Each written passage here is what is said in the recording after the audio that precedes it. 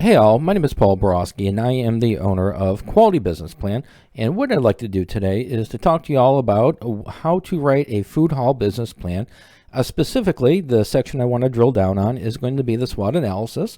So the way the video is going to work out is, first and foremost, going to get ahead and give you a little bit of background about me, who I am, what I do, and why I do it. From that point in time, we are then going to have a chat about the SWOT analysis. What is a SWOT analysis? Why is it important?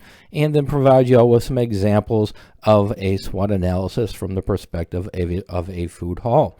All right, so with that said, let's zip through this little handy-dandy PowerPoint presentation that I've got designed and ready for your listening pleasure. So as promised, a little bit about me. Again, Paul Borosky, MBA, owner of Quality Business Plan.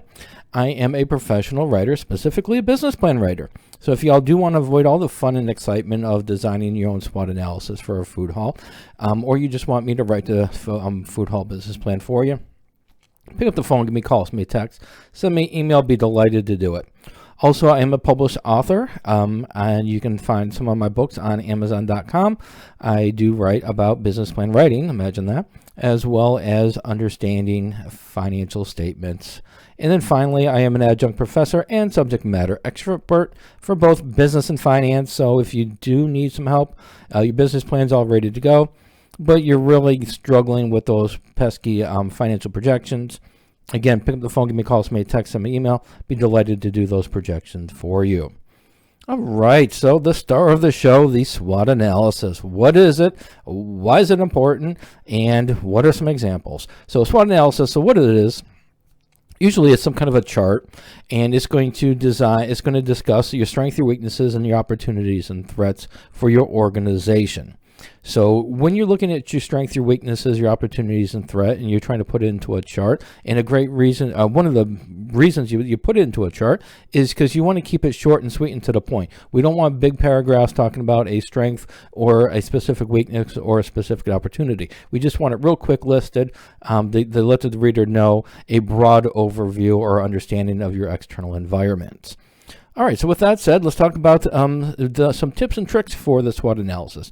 So when you write up your SWOT analysis, make sure to keep your strengths and your weaknesses focused on the internal aspect of your organization, things that you can control. So, you know, your strengths are going to be internal, whereas your opportunities and threats, those are going to be external to your environment. Those are going to be things you're going to be reacting to. You're going to be reacting to your opportunities, and you're going to be reacting to your threats.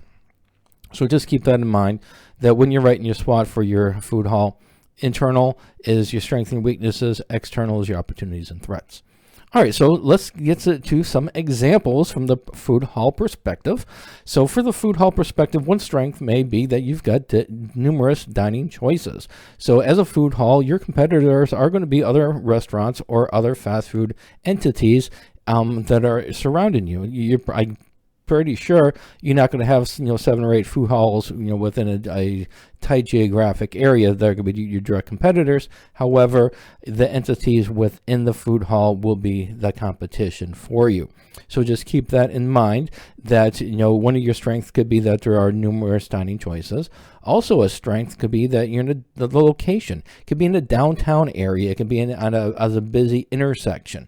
So whatever your strengths are from a perspective of the location, you make sure to include it, or just that you've got numerous dining opportunities would be a strength as well. When you're doing the weaknesses, you really don't want to just, really drill down on the nerve and just expose all kinds of internal weaknesses that nobody knows about.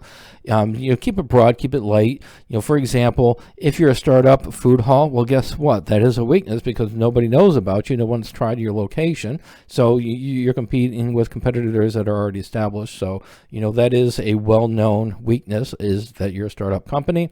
So make sure to list that as a weakness. Don't get, really drilling down on a nerve and exposing some of the weaknesses within that are could be detrimental from a competition perspective. Next, opportunities. So there's a lot of opportunities for food halls. One opportunity could be that you're going to expand into new areas. Once you establish your reputation and brand recognition for your food hall, you can go ahead and use a business model that you've optimized and documented in a new area. Another opportunity could be that you can be hosting events. You might have a nice little area set aside for a stage for a live band, or for some karaoke, or you can do the traditional trivia that a lot of people like to do. So whatever it is, opportunities wise, events, you can do that. Next is going to be strategic partnerships. You might want to go ahead and provide some catering services, or you might want to go ahead and just work with businesses out there. Another thing you can do for a strategic partnership is that you might have local restaurants in the area that want to expand, and you can offer an express version of an established restaurant in the area.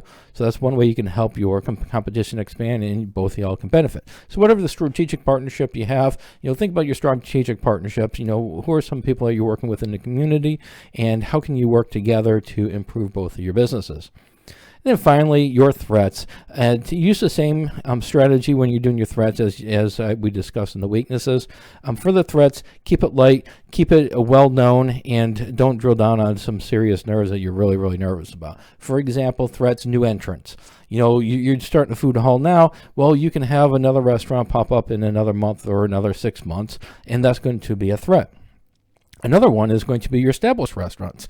You've got established restaurants in the area. They've already got brand recognition. They've got loyal customers, and you're trying to gobble that stuff up. And so those are a threat as well, because once you come into the area, now they're going to be responding. They might reduce their menu prices. They might add new menu items. So just keep in mind that established competitors are a threat as well. All right, so hopefully this little snippet of discussion about SWOT analysis was helpful. So in summary, when you're doing your SWOT analysis, make sure to provide more strength and opportunities as compared to weaknesses and threats. For example, if you list 4 or 5 strengths, list 1 or 2 weaknesses. If you list 6 opportunities, then 2 or 3 threats is enough.